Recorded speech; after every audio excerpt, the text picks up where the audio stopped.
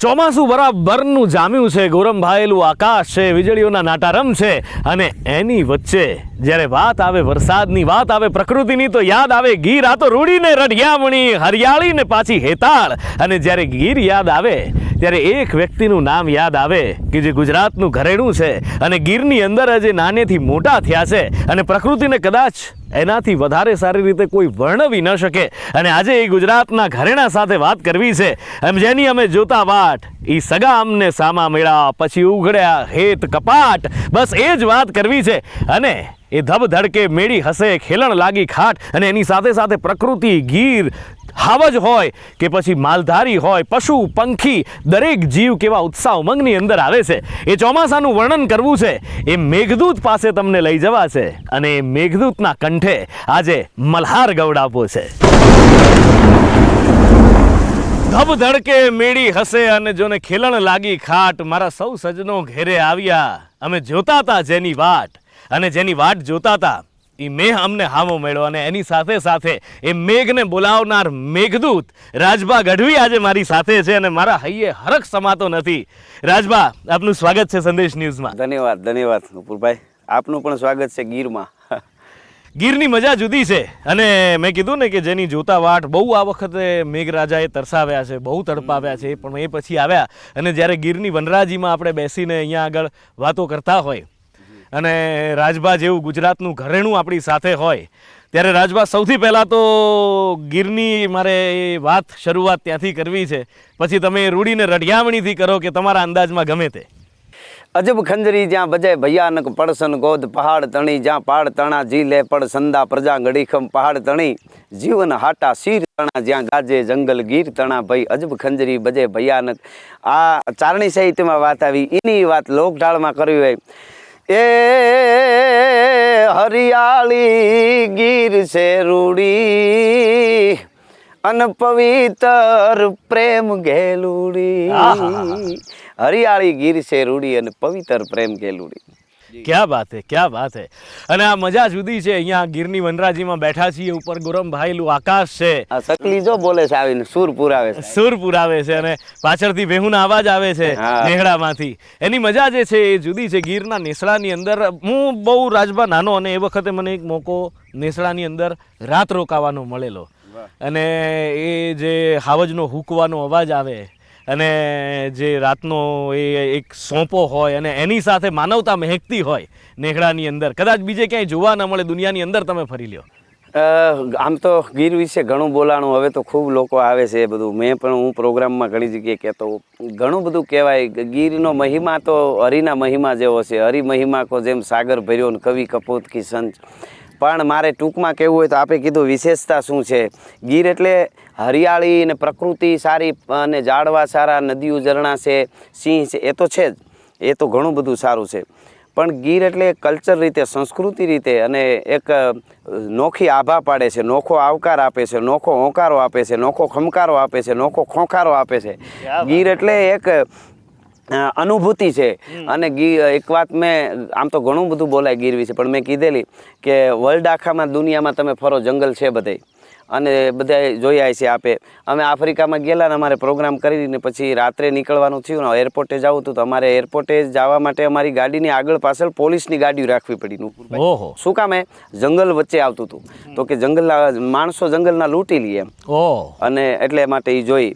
બરોબર. હવે તમે એ બીજા વિદેશના બધા ઘણા જંગલોમાં એવું હશે, ત્યાંથી તમે આવો ભારતના જંગલ, બિહારના જંગલો હોય કે બીજા કોઈ યુપીના જંગલ હોય કે બીજા જે રાજ્ય તમે જુઓ, અધિકારીઓ તમને હાંજ પડે કહી દે હે હવે આ રસ્તે ન હાલતા, ફરીને જાઓ. જંગલ આવે છે ને, જંગલમાં જંગલીઓ લૂંટી લે. ઓલ ઓવર વર્લ્ડ, આખી દુનિયામાં, આખા વર્લ્ડમાં એક જ અમારી ગાંડી ગીર એવી છે. રાતે 1:30 વાગે ભૂલા પડો તો નેહડાવાળા લૂંટાઈ જાય, મારે ઘરે આવો, ઓલા કે મારે ઘરે આવો, મારો બાપલીઓ, મારો વિહામો, ખીલીને ખુખારા દિયા પર શું મેં પતરી, સજણ તું ઘણા જોગ પણ અસાંજી સંપત અતરી. એ ખોખારો, એ પડકારો, એ પવિત્રતા, એ હાંકોટા અને એ આવકારો અને એ માનવતા પોતે સંપૂર્ણ રીતે બધું પોતાનું લૂંટાઈ જાય ત્યાં સુધી એ મારે ઘરે આવ્યા છે. હમણાં આપણે જોયું ને, બેન હતા એ કહેતા હતા, મેં અત્યારે બપોરે ટાણે અમે આવ્યા, એ બધું એના કામકાજમાં હોય.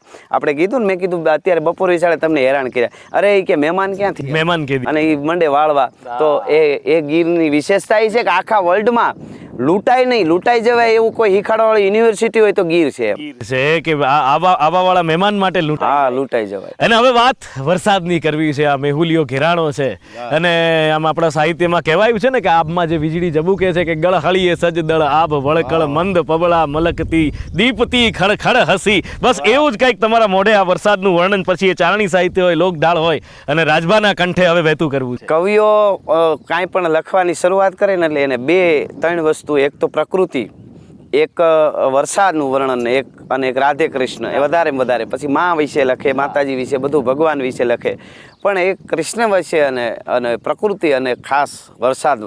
કોઈ કવિ વરસાદનું વર્ણન કર્યા વગર હોય જ નહીં. એ નાના દુઆથી શરૂઆત કરે, શિસ્ત સાહિત્યમાં કોઈ શેર ગઝલ કોઈ પણ, તો હવની રીતે કવિઓએ એના વર્ણનો કર્યા છે. અને એ આમ તો બરાબર સોમાહું આખા ઉનાળાના જે તાપ તપીને ડુંગરડા હોય, જે તપ કર્યા હોય, ભગત બાપુ કહેતા કે તપ્યા રે ઉનાળાના તાપ ઈ ડુંગરડાને ઠારવા રે. ઉનાળાના જેમ કોઈ જોગંધર જટાળો કોઈ ઋષિ હોય એ તાપ તપે એટલે તપ કરે, અને એ તપ જ્યારે ફળે ત્યારે પરમાત્મા છે પ્રગટ થાય કે માગી લે તારે શું જોઈએ છે. એમાં ઉનાળાના જે તાપ તપીને ડુંગરડાઓ બેઠા હતા ને, એ ડુંગરડાના તપને ફળ્યું અને ભગવાન છે એ વરસાદ રૂપે આવી અને એની માથે વરહી પડે છે.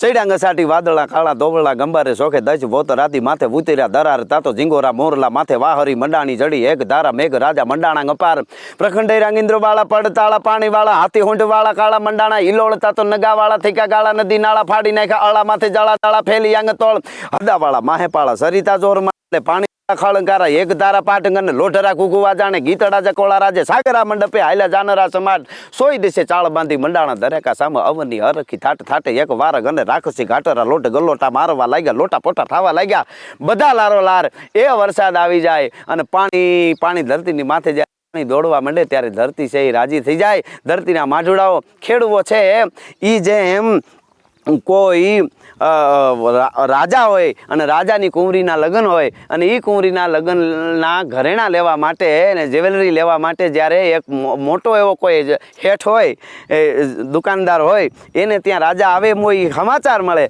અને એમાં એ હોની છે એ જ્વેલરીવાળો છે એ હારા ઘરેણા જ્વેલરી નોખી તારવી રાખે કે રાજાના કુંવરીના લગ્ન માટે જ્યારે લેવા આવે ને ત્યારે એને મને આ આપવા છે. એ જ્વેલરીને જેમ સાચવતો હોય એવી રીતે બીને સાચવી રાખ્યા હોય ખેડૂએ, એવી રીતે સાચવી રાખ્યા હોય. અને મેં પડે અને પછી એ વાવણીઓ જૂતે અને માલધારીઓ છે એના હૈયાના મોરલા ટકવા માંડે અને ગળાના 3 જેને કહેવાય ટવકા કરી કટકા કરીને મોરલા પણ ટવકવા માંડે. એ વરસાદ છે, એ વરસાદ છે. અને એમાં એ વરસાદ આપણે તમે જે સંભળાવ્યું હમણાં સફાકરું, એ સફાકરું આમ જુઓ તો કાં શૌર્યને બિરદાવવા માટે લખાય, ભક્તિને બિરદાવવા માટે, ભક્તિ માટે, માતાજીઓ માટે લખાણા છે. પણ વરસાદ માટે ક્યાંય જો આવું વર્ણન થતું હોય તો એ આપણા સાહિત્યની અંદર, આપણા સાહિત્યમાં છે. ધોધમાર વરસાદ પડતો હોય એવું લાગે તમને. જેમ ભગત બાપુના કવિની તમે જે હમણાં સારસી સંત જે હમણાં યાદી કરી, એમાં ભગત બાપુએ કીધું હસ બસે સાગર લોટ હળહળ ગગન સુન નોબત કરે. એટલે દરિયો છે એ પણ સામો આમ હિલોળા લેવા માંડે, આનંદમાં આવી જાય. અને આ બાજુ ધીરા દરિયામાંથી જે વાદળા ચડે એ વાદળા આકાશમાં ચડી અને દરિયાના ખારા પાણીને મીઠા કરી અને ધરતીને ધરવા માટે, ધરતીને તૃપ્ત કરવા માટે એ આવી જાય. એના અનેક વરસાદના વર્ણનો કવિઓએ હોની ભાષામાં કર્યા છે. પણ એ ચારણી સાહિત્યના દુર્મિલા છંદમાં એક જે છંદ જોવા મળે છે કે હટ ઘૂંબીએ લુંબીએ ગંબાર વેદાળ બેવાળ ચોવાળ એમ હલાર મેં હેલીએ લાટ ગહેલીએ નીર ચલે નળી જા. અહટ ઘૂંબીએ લુંબીએ ગંબાર વેદાળ બેવાળ ચોવાળ એમ હલાર મહેલીએ લાટ ગહેલીએ નીર ચલે નળી જા. ઇન્દ્ર ગાજ ગાજ કરે ધરગું પર અંબ નૈયા સરંગું ભરિયા. એ અજમાલ નથું તણા કુંવર ગાલણ સોય તણી રત સંભરિયા. અંબ નૈયા સરવું ભરિયા. અંબ એટલે પાણી, નૈયા એટલે નવા, સર એટલે નદી, નદીમાં નવા પાણી મીંડા ઉભરાવવા. એવો મેહુલિયો આવ્યો. અને નીર છળે ન જળે નળિયા, એવા નીર છળે છે કે નળિયા જળી નથી શકતા. અને દૂર જોવાની જરૂર નથી. આ વદળ બેવળ ચોવળિયા અહીંયા દેખાય છે કે 2 વળ 4 વળના એ વાદળ થઈ ગયા હોય ને, એ અદ્ભુત ઠંડો પવન આવતો હોય, કુદરતી હવા, એની મજા જુદી છે. પણ લોક સાહિત્યની અંદર જ્યારે વરસાદ અને પ્રેમ એ બંનેને પણ ખૂબ સરસ રીતે વર્ણવવામાં આવ્યા છે. અને આમાં જે તમે કીધું કે અજમલ નથું તણ કુંવર આલણ સોઈ તણી રત સંભર્યા, એ વરસાદના ફોરા પડે અને પરણેતાના મનની અંદર જે એક એક કૂંપળો ફૂટવા માંડે પ્રેમની, અને એ અદ્ભુત એમાં આભમાં ઝીણી જબુ કે વીજળી રે. કદાચ મને સાંભળવું ગમે ન ગમે, પણ થોડો સૂર મારો આગા પાછો છે, પણ રાજબાના મોઢે સાંભળવું છે અમારે. એટલે પોતાના પિયુને જ્યારે વરસાદ ઋતુ હોય, વર્ષા ઋતુ હોય, અને આબમાં ઝીણી જબુકે વીજળી, અને વીજળીના હળાવા થતા હોય, અને આપણે ત્યાં ભારતીય સંસ્કૃતિમાં ભારતની આરી નારી છે, પોતાનો પતિ જ્યારે નોકરીએ જવાનું છે, અને આ બાજુ વરસાદ ધીરા ધીરા ધીરા ફોરા જ્યારે વરસાદના પડે છે, ધરતી માથે પડે છે, અને એ વીજળીનો જે હળાવો છે, ભગત બાપુ કહેતા વીજળી એક આબમાં કાળી વાદળીમાં હળાવો મારે જબકે, એવી જ એક ઘૂંઘટામાં જબકે. ક્યાં વાત, એવી જ વીજળી ઘૂંઘટામાં જબકે છે. હા, અને ઈ વીજળી ઘૂંઘટામાંથી જબકીને એમ કહે છે કે આભમાં ઝીણી જબુકે વીજળી રે. ઝીણી જબુકે, તમે જો આ વીજળી જે ઝીણી છે ને, ઝીણી ઝીણી વસ્તુની સમજણ છે, ઝીણી વાતું છે. ભજનમાં કીધું લોઢા કાપે સીણીયું, આ વાતું છે ઝીણીયું. સમજણ બહુ ઝીણી હોય મગજમાં તો જ રહીએ, અને ઝીણામાં થોડામાં સમજાઈ જાય એને જ સાહિત્ય, એને જ માણસ કહેવાય. હા, કે આભમાં ઝીણી જબુકે વીજળી રે, એ ઝીણા જરમરવાર હે મેઘ ગુલાબી તમને. આહા, ભગત બાપુ કે કાળો નો કીધો, ધોળો નો કીધો, રાતો નો કીધો, પીળો નો કીધો, ગુલાબી મેઘ. ગુલાબી ઈ ગામડાની અભણબાઈને ખબર છે કે હૃદય છે ને, હયું છે ને, અંદર આપણું જે ધબકે છે ને, એ હયું એ ગુલાબી કલર છે એનો એમ. એટલે ગુલાબી તમને આપણે કહે ને કે સારી તબિયતનો માણસ, દાતારને કહેવાય ગુલાબી તબિયતનો માણસ છે, ગુલાબી દિલનો માણસ છે. એ જે ગુલાબીની જે મજા છે, તો ગુલાબી તમને નહીં રે જાવા દ્યું, એ ગામડાની ભાષામાં નહીં દઉં નો કે નહીં રે જાવા દ્યું નોકરી રે. અને એમાંય પાછી એ પ્રેમની વાત કરતા કરતા એક કરુણતા એક કડીમાં ભેળી કહે છે. શું કહે છે કે ઘરમાં હાહુ ને નણંદ બે દોયલી રે. એ એક વખત હતો આખો, ઘરમાં હાહુ ને નણંદ બે દોયલી રે. અને પાછું તમે તો વયા જાવ નોકરીએ, તો મારું પિયર બાજુમાં નથી, હું જઈ આવું જરાક મારા દુઃખ ઠલવી આવું. તો શું કે છે, એ લાંબી મારે પિયરિયાની વાટ ગુલાબી તમને. પિયરિયાની વાટે બહુ લાંબી, હવે નહીં રે જાવા દ્યું નોકરી રે. એટલે અદ્ભુત આ જે રચનાઓ બધી છે, જે એક એક મનની વાત જે સાહિત્યની અંદર, રાજબા વરસાદી ફોરા ચાલુ થયા, ઝીણો ઝીણો ઝીણો ઝીણો, તમે કીધું ને કે ઝીણા ઝરમર વરસે મેઘ, બસ એવો ઝીણો ઝીણો મેઘ ચાલુ થયો છે. અને જે મજા છે અહીંયા પલળતા પલળતા વાત કરવાની, ભલે થોડું આપણને આમ માહોલની અંદર આપ ઘોળાઈ જઈએ એવું લાગે, અને જ્યારે આવો મેઘ વરસતો હોય, જ્યારે આપણે પરણેતરની વાત કરી હોય, જ્યારે પ્રેમની વાત કરી હોય, અને એક બીજો પ્રેમ, એ તમે જે શરૂઆતમાં વાત કરી કે બીજ એ જ્વેલરીની જેમ, એ રતનની જેમ સાચવીને રાખે એ ખેડૂ, અને જ્યારે વરસાદ આવે અને એને ધરતી પ્રત્યેનો જ્યારે પ્રેમ છલકાતો હોય, કેવો હોય એ પ્રેમ?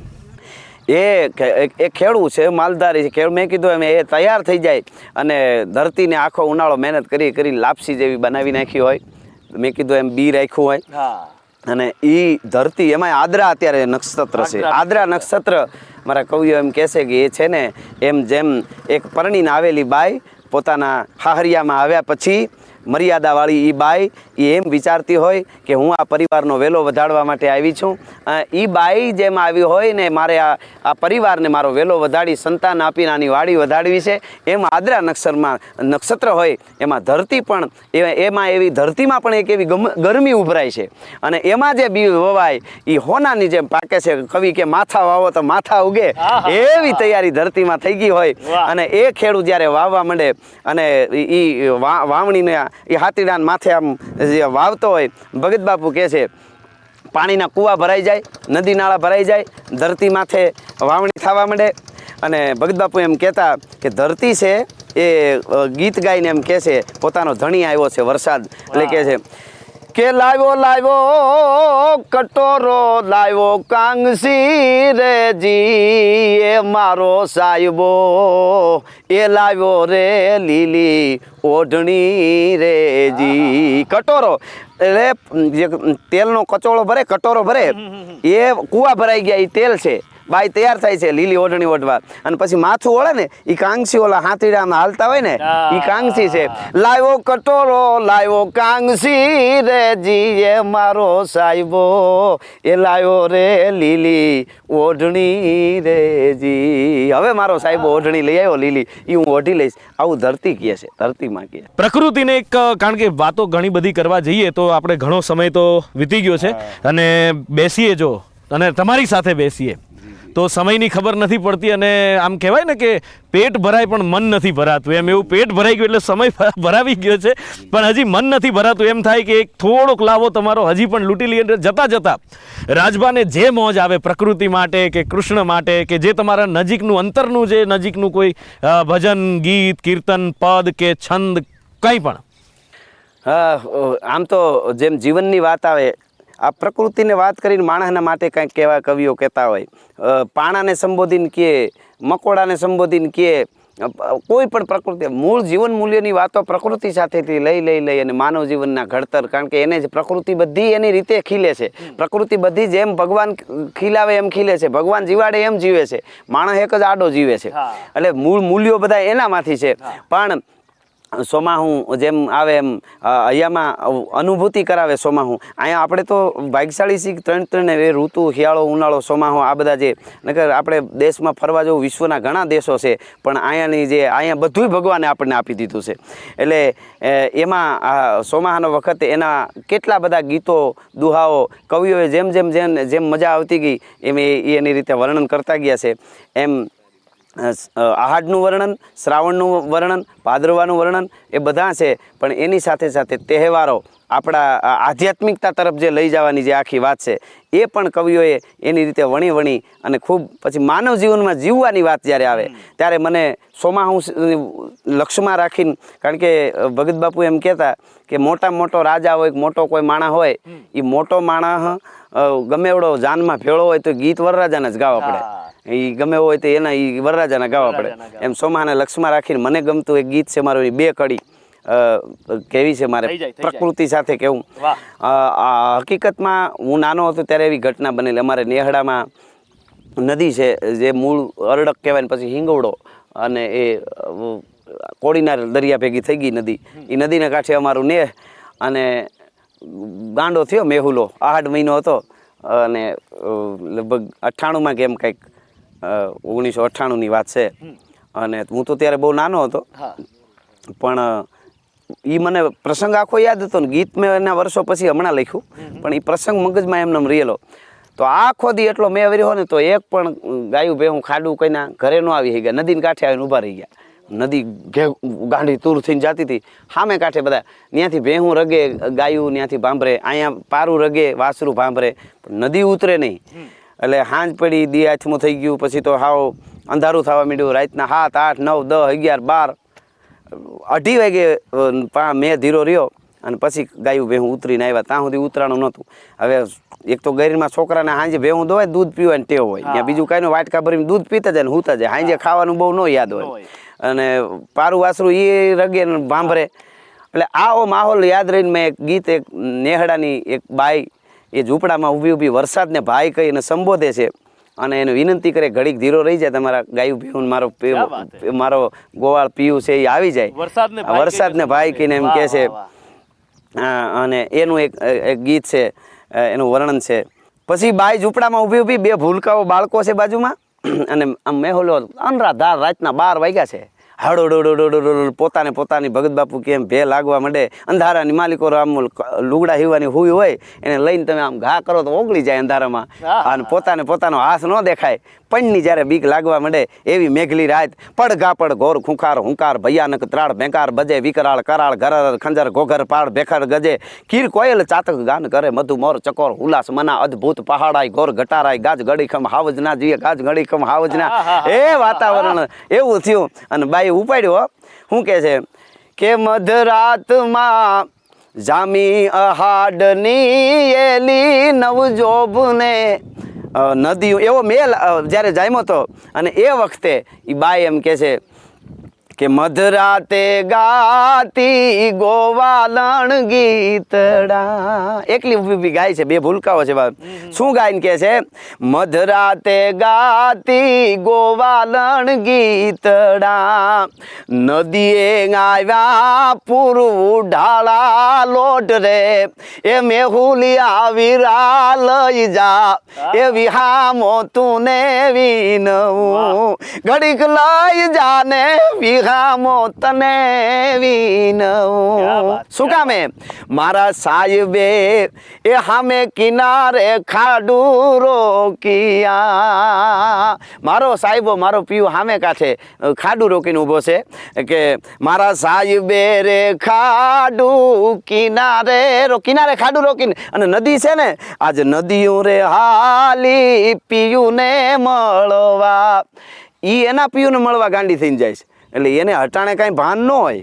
એ તો ગમે ભેહું મારો સાહેબો પડે તો એ બધાને લઈને વહી જાય દરિયામાં. એને એનો પીયું સિવાય કાંઈ નથી દેખાતો હટાણે. એટલે નદીઓ ગાંડી થઈ પીયું ને મળવા નથી એને માનવીઓના મૂલ રે એ તો મારી નાખે. એ મેહુલી આવી લઈ જા એ વિહામો તું ને વિનવું ઘડીક લઈ જાને વિહામો તને વિનવું. ને એક કડી શું કે છે વધારે તો મારે ઉપાધિ ઈ છે અત્યારની ભાષામાં જે કે ટેન્શન. એટલી બાઈ હજી ગાતી હતી ને તો સામે કાંઠે થોડોક દૂર 1-8 કિલોમીટર એટલે 5-10 ખેતરવા હાવજે ડણક દીધી હાદુડાયો. ઓહ અવાજ આવ્યો તો બાઈ થોડીક બી ગઈ. ઘણાને વિચાર થાય કે ઝવેરચંદ મેઘાણી લખે છે કે ચારણ કન્યા 14 વર્ષની હાવજને ભગાડી દે તો આ બાઈ ઝૂંપડામાં બી નહીં. શું કામ એને બીક શું લાગી? શું કામે બી ગઈ બાઈ ખબર? નદી ગાંડી તૂર છે, ખાડું સામે કાંઠે ઊભા છે, હાવજે સામે કાંઠે આગો ઊંક્યો છે. એ ન્યા આવે તો ભેહું નહીં પણ ગાયું ભડકીને ભાગે. તો એમાં એક ગોરી ગાય છે મારી, એને મારી નાખે. મારા આડી નદી છે એટલે હું ન પૂગી શકું, નકર તો જડબા જાલી લઉં હાવજને. એટલે એને બીક લાગી. એટલે બાઈ કહે છે કે ડુંગરાની ગાળીએ ખાધુડા ડણ ક્યાં ઓલા ડુંગરાની એ ગાળીએ હાવજડા ડણ ક્યાં. એ વરસાદ ઈ મારી નાખે મારી ગોરલી વાલી ગાયને એ મેહુલી આવી લઈ જા એ વિહામો તું ને વિનવું આવા મધરાતે ગાતી ગોવાલણ ગીતડા. ક્યાં બાત હે, ક્યાં બાત હે. અદ્ભુત વર્ણન છે. અને એમાંય તમારા કંઠે જ્યારે સાંભળવાની વાત આવે, કંઠે જ્યારે એ ગવાતું હોય તો એમ થાય કે આ પૂરું જ ના થાય. સમય જાણે રોકાઈ જાય. આજે એ સમયને હું હંમેશા જ્યારે પણ કોઈ પણ કાર્યક્રમ હોય તો એમ કહું છું કે સમય આપણા સૌથી ઉપર છે જ્યારે હું એનું સમાપ્તિ કરતો હોઉં ત્યારે. પણ આજે એવું કહેવાનું મન થાય છે કે સમયને કહેવાનું મન થાય છે કે ભાઈ આજે તું રોકાઈ જા બાપ. કારણ કે આજે રાજભાના કંઠે સાંભળતા અમને મન નથી ભરાતું. પણ એક વાત છે કે અહીંયા આપણે પૂર્ણ વિરામ નથી મૂકતા. અહીંયા આજે આપણે અલ્પ વિરામ મૂકીએ છીએ કારણ કે સમયને માન આપવું પણ જરૂરી છે. એટલે અલ્પ વિરામ અહીંયા મૂકીએ છીએ. પણ રાજભા પાછા આપણે ભેગા થાશું અને પાછા આપણી ગુજરાતની આ જનતા છે, ગુજરાતની પ્રજા છે, ગુજરાતના ભાઈ બહેન માવડિયું છે એમને પાછા મોજ કરાવશું. પણ આપણે જે સમય કાઢ્યો અને ખાસ અમારી સાથે આ દાંડીગીરની અંદર આવ્યા એ બદલ ખૂબ ખૂબ આભાર. Thank you so much, thank you so much, thank you so much.